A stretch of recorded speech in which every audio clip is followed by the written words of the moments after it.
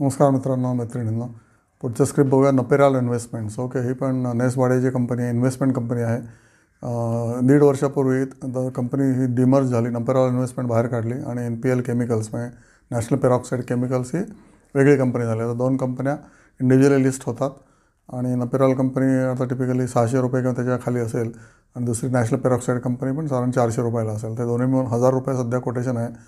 Okay, individually. आणि जेव्हा एकत्र होतं तेव्हा ह्याची कोटेशन होती 2100 किंवा 2200. ओके, पीकला. आणि आता ते अर्ध्यावर आले, दोन्ही शेअर्स अर्ध्यावर आलेले आहेत. ओके, तर नपेराल इन्व्हेस्टमेंट्स आता का पडला आहे डिस्पाईट चांगलं गुड रिझल्ट्स आहेत का बघूया आपण पहिल्यांदा. तर बेसिकली मार्केट रिलेटेड हा शेअर आहे. मार्केटवरती गेलं की हा शेअर वरती जातो, मार्केट पडलं की हा शेअर खाली पडतो. त्याच्यामुळे सगळ्या इन्व्हेस्टमेंटच्या कंपन्या आहेत की बामर लॉरी इन्व्हेस्टमेंट घ्या किंवा कल्याण इन्व्हेस्टमेंट घ्या किंवा भारत फॉर्ज BF इन्व्हेस्टमेंट घ्या, किर्लोस्कर इंडस्ट्रीची इन्व्हेस्टमेंट कंपनी आहे ती घ्या किंवा नपेराल इन्व्हेस्टमेंट कंपनी घ्या किंवा टाटा इन्व्हेस्टमेंटसुद्धा कंपनी आहे. ह्या सगळ्या मार्केट रिलेटेड कंपन्यात मार्केटवरती गेलं की हे शेअर तुफान दुप्पट होतील.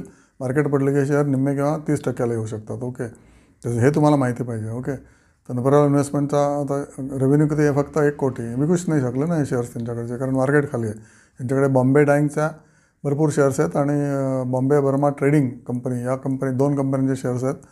आणि ऑब्व्हियसली इतर गोष्टी ते हे इन्व्हेस्टमेंट करतात. आणि लिझिंग सध्या त्यांचा ॲन्युअल रिपोर्ट वाचला, त्याच्यामध्ये लिझिंग कंपन्यांना लिझिंग बिझनेसमध्ये खूप स्कोप आहे. त्याच्यामुळे हे लोक रिअल इस्टेटमध्ये पण आता लिझिंग सेक्टरमध्ये घुसणार आहेत. ओके, तर 1 कोटी सेल झाला या क्वार्टरमध्ये आणि लॉस झाला 12 लाख कोटी फक्त. आणि गेल्या वर्षी किती झाला तर 1.4 करोड सेल होता आणि लॉस झाला होता 34 lakhs. त्यामुळे या क्वार्टरला लॉस कमी झालेला आहे.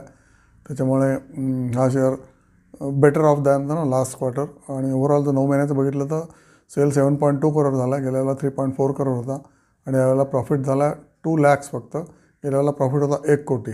ओके, त्यामुळे प्रॉफिटॅबिलिटी खूपच कमी झाली.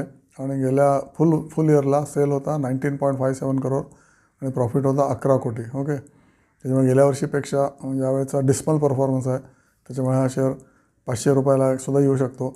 आणि ऑब्व्हियसली तुम्ही स्वतः ह्याचा अभ्यास करा, चेक करा आणि नंतरच ह्याच्यावर ॲक्शन घ्या. पण जेव्हा मार्केटवर जाईल तेव्हा ही कंपनीचा DNA उत्तम आहे. ओके, नुसलीवाडीची कंपनी आहे, इन्व्हेस्टमेंट कंपनी आहे. ओके, त्यामुळे LIC जसा वर जाईल ना, LIC is another stock which will go up with the market, कारण त्यांची इन्व्हेस्टमेंट व्हॅल्यू वर जाते. ऑल इन्शुरन्स कंपनीचं सेम आहे, प्रचंड इन्व्हेस्टमेंट असते. त्यामुळे त्यांची इन्व्हेस्टमेंट फोलिओवरती जातो, जसं आपला फोलिओवरती जातो तसा. आणि ऑब्व्हियसली ते शेअर पण त्याच्यामुळे वरती जातात. तर हा नपेराल इन्व्हेस्टमेंट आत्ता घेण्यासारखं आहे, पण तुम्हाला जर वेट करणार असाल 1-2 वर्ष तरच घ्या, नाही तर घेऊ नका. हे तुम्हाला मला सांगणं आहे. आणि आत्तासुद्धा ज्यांना घ्यायचे त्यांना वेट करायला लागेल.